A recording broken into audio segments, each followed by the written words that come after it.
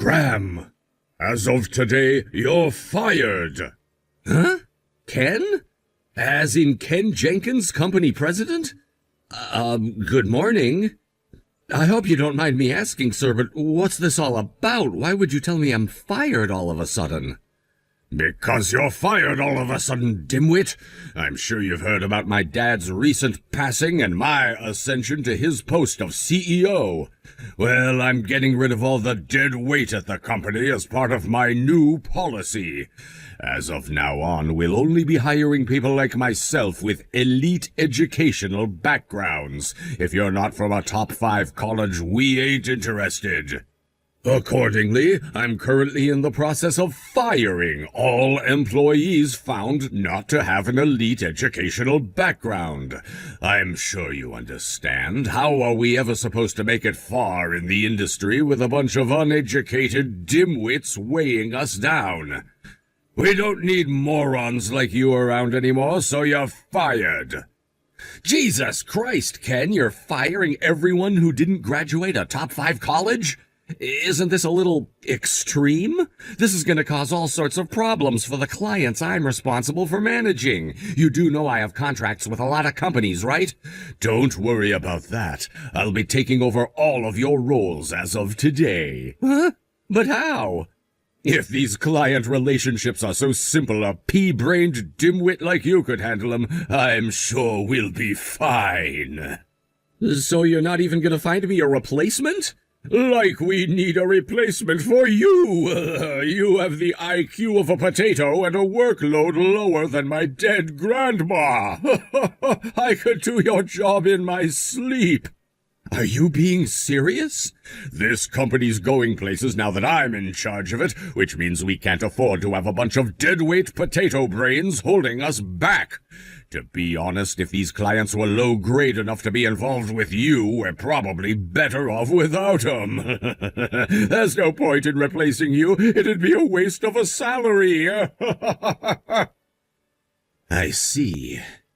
All right, we're done here. I don't want to see a face around our company again, do you hear me? As of today, you're officially without a job. Thanks for your service.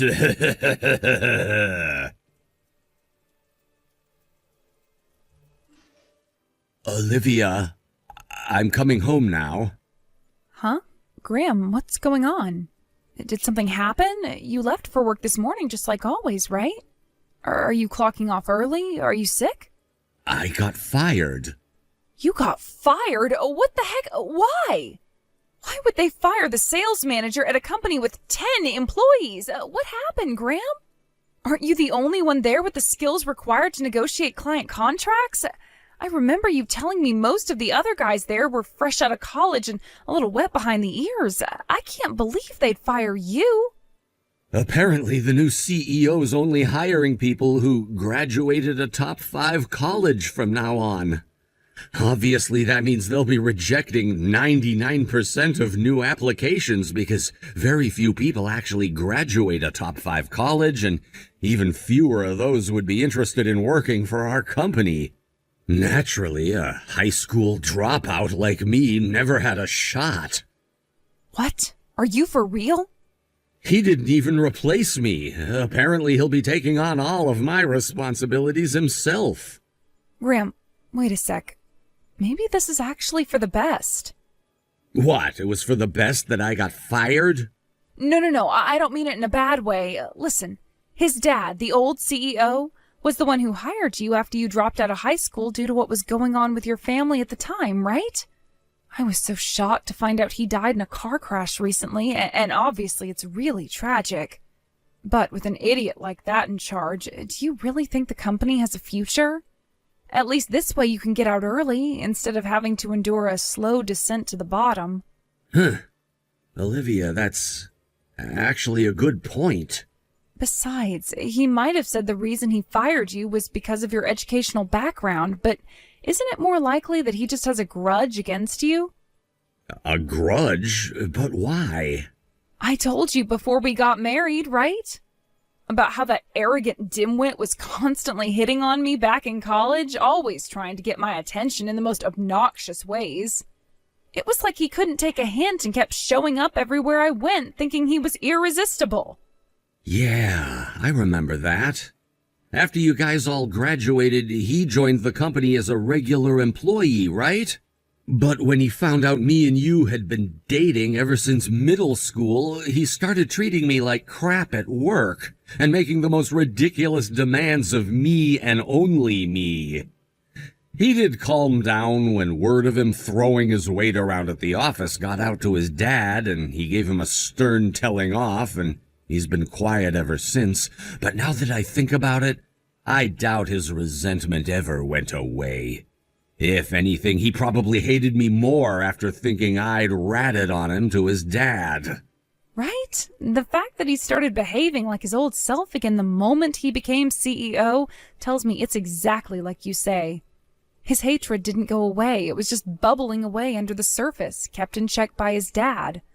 But now he's gone. He's totally out of control. He appears to have absolutely no idea how valuable you are to that company. I don't think it has long left. Oh, would you look at that? The moron himself just messaged me as I was writing all this up. Wow, no kidding? I did try blocking him ages back, but he got even more persistent and irritating in real life when he couldn't get through to me anymore, so I unblocked him again. I hadn't heard from him for months until just now. Damn it, what does he want this time? It looks like this whole situation is about to become an even bigger pain in the ass. I just got to the station. I'm gonna rush home as fast as I can, so I won't reply till I'm back. See you soon, babe. Okay, sweetie, be careful. Hello there, Olivia, my sweet aromatic sugar dumpling. It looks like you're gonna have no choice but to marry me real soon. Listen, babe, that low IQ fiancé of yours made a huge blunder at work that led to the whole company's IT systems going offline for the day. I had no choice but to fire him. It wasn't an easy decision, but I knew this is what I was getting myself into when I stepped up to the role of CEO. It's just like Batman says, with great power comes great responsibility. Naturally, being a hopelessly stupid high school dropout, his prospects of finding a new job after this are less than zero, so I'm guessing he probably didn't tell you yet. Am I right? My hunch is that he'd rather marry you as a jobless NEET than admit to being unemployed and risk you leaving him. If you're not careful, he could end up leeching off your salary for the rest of your life. It's a sad reality, but everyone knows high school dropouts are 96% more likely to be scumbag leeches than normal human beings like you and I think it's about time you tossed that good-for-nothing parasite by the wayside. On the other hand, I've decided to make you the CEO's wife. Of course, that means you can quit your current job to ascend to your new post of blessed fortune, riches, and social status. But by post, I don't mean within the company. Oh no, you, my sweet darling angel, are gonna be a stay-at-home housewife living entirely off my vast riches in comfort, luxury, and style. Shut the hell up, you pea-brained moron. What? Graham doesn't work for you anymore, so I can drop the act now, right? It feels super relieving to be able to let you know exactly how much I hate you, asshole. Olivia? Graham already told me about how you fired him. What? He told you of his own volition? He told me straight after you did it as he was on his way home. He just got back and now he sat right next to me. You mean he actually admitted he got fired? What the hell's gotten into him? Me and Graham love and respect each other, which means he'd never lie to me about anything. Also, he and I are not engaged. Huh? You mean you broke up? Ah, fantastic, magnificent, excellento. This is like music to my ears, baby. This means me and you can finally tie the knot and be whisked away in our very own love roller coaster. No, doofus, we got married 6 months ago, which means I'm his wife now. You're his wife?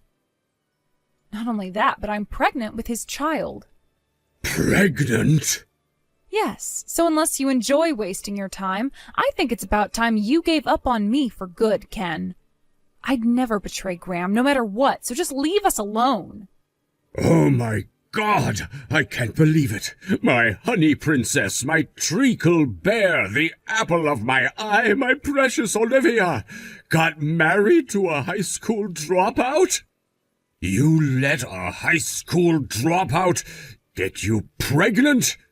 I think I'm gonna throw up. I was sure that once I finally became CEO and fired that no-good loser, I was finally gonna get you all to myself. I can't believe this. No!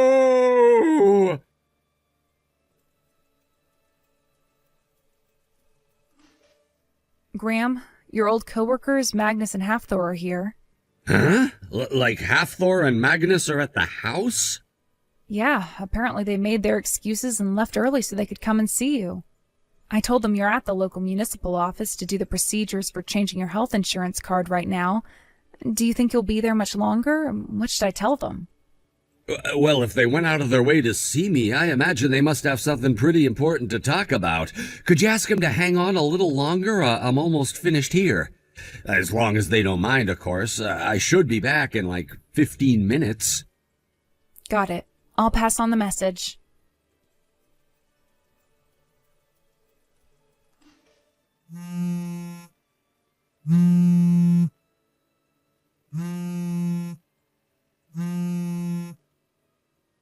Hey, asshole! How dare you steal all of my clients? 90% of our regulars just terminated their contracts with us. We're gonna go frickin' bankrupt at this rate. You get your ass down here and bring these clients back right now, you worthless high school dropout prick. You should have thought about that before firing me, you despicable, low-life shit-weasel. What did you just call me? Did you just call me a despicable low-life shitweasel? What the hell does that even mean? Anyway, that is no way to speak to your superior. I am the CEO. Of what? A failing company that I don't even work for anymore? On what planet do I have any obligation to treat you with respect? I'm not held back by my position anymore, which means I can call you whatever the hell I like. And that's what I intend to do. I'm still the CEO.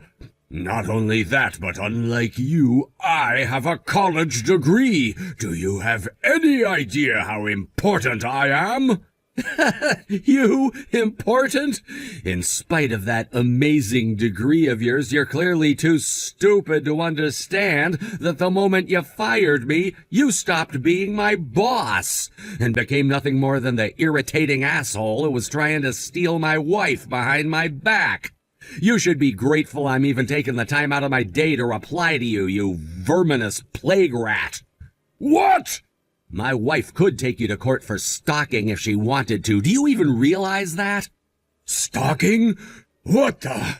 We have mountains of evidence, so go ahead and keep trying to provoke us if you think your financial situation isn't already bad enough. 'Cause I promise you, we could easily make it 10 times worse. Oh, whatever. This crap about your wife isn't why I messaged you. Give me back my clients! Ah, of course. The trouble is, I couldn't give you those clients back even if I wanted to. Why not? You probably think I conspired to bring them with me and carry on our business in secret when I got a new job or something, right? Well, you did, didn't you? Nope, I'm still unemployed. Huh? One of my buddies offered me a managerial post at the new company he's starting next month, so it's not like I don't have anything lined up. But it's an entirely different industry to your company, so my relationships with those clients were essentially terminated the moment you fired me. We're no longer involved with each other, and probably never will be again. Wait, What? But if that's true, why would they terminate their contracts with my company? Their termination notices started showing up in my inbox practically from the moment I fired you. I lost 90% of the company's clients in 2 weeks. Does that even happen? I can't frickin' believe it. This ain't normal, and I know you're involved somehow, so just come clean with me already, damn it! You appear to be completely unaware of how your company actually works, despite being its CEO. But I had meetings scheduled with every single one of the 90% who just abandoned you to negotiate contract renewal for next year. It's not that they terminated the contracts, they're just not going to renew them. But if you understood the basics of corporate management, you'd know that, wouldn't you? Anyway, as of the moment you fired me, there was no longer anyone at the company with the knowledge or experience required to negotiate and finalize contract renewal procedures. I was the one in charge of ensuring the continuation of those contracts, and with me gone, they couldn't carry on working with you, even if they wanted to. What the hell? No way. Surely that can't be. There must be at least one more person here with a college degree who knows how to do the contract stuff. Sure, but he went on extended leave last month. What? With that, I was the only employee left on the sales team. I did try to explain to you that it would be a good idea to employ someone else to help keep things running smoothly, even if only on a short-term basis until he came back, but you barely even listened to what I had to say before rejecting my proposal outright. I had no choice but to keep running sales entirely on my own. Then, to make an already ridiculous situation even more absurd, you fired me! Then to make an already absurd situation so outrageously farcical that it became positively hilarious, you didn't even find me a replacement! What the heck? I have no idea who took over the client discussions over next year's contract renewal after I left, or whether anyone even did. But there's no way anyone at that company was capable, knowledgeable, or experienced enough to pull something like that off.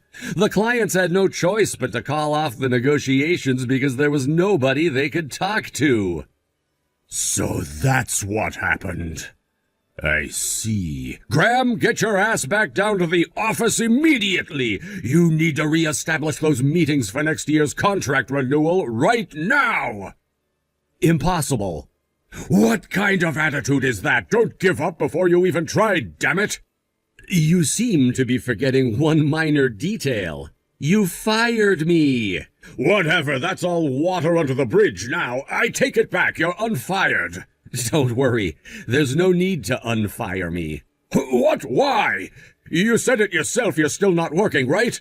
Sure, I know you said you're waiting to work at your buddy's company, but you know as well as I do starting from scratch in a new industry is going to be a huge amount of work. Come back to us and get me back these client relationships, Graham, and I'll see to it that you have a comfortable, well-paying job for the rest of your life. Won't you understand unless I repeat myself? Understand what? That you're nothing but a despicable, low-life shit weasel who kept hitting on my wife behind my back. Why would I want to work at your company? I'm going to need you to stop wasting my time with these asinine messages too, Ken. Fine. Point taken. I'll leave Olivia alone, okay? I promise. Now come and get your job back. You seem to be missing a key point here. Tell me, Ken, is your company even functional right now? I heard from some of my old coworkers earlier today that the entire company handed in their resignations in one fell swoop. I really would have to be the low IQ, pea-brained moron you think I am to come back to a company that's not even operational. Good luck, Ken. I'm sure there's no problem you can't fix, what with having an elite education and all. Oh my God! My company! I don't know how much longer it has left. That's not my problem. Graham! I genuinely hope you can turn things around. I know how hard your dad worked to build that company. And as unfortunate as it is that he ended up with a son like you, it'd still kinda suck to see it go under. That said, I won't have any part in it. You're on your own now. As for you, I couldn't care less what happens to you from here on out. Grr! Later!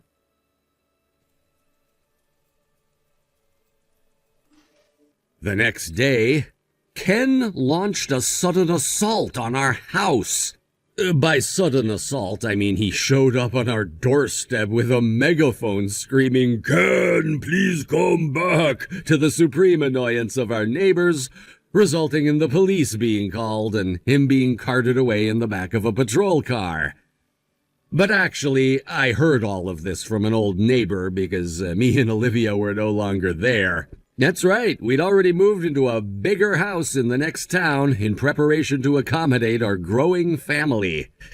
That said, we took great pleasure in seeing the videos of him being handcuffed and bundled into the back of the cop car that went viral on local social media pages. Unfortunately for Ken, it didn't stop there. Before the day was up, footage of his arrest was being circulated on the social media pages of every rival company in his industry. At this point, the destruction of his reputation was just insult on top of injury. Realistically, between the near-total lack of clients and mountains of debt he was in, the company was already screwed, but his arrest proved to be the final nail in the coffin. And before the week was up, he was filing for bankruptcy. I wondered where he went next.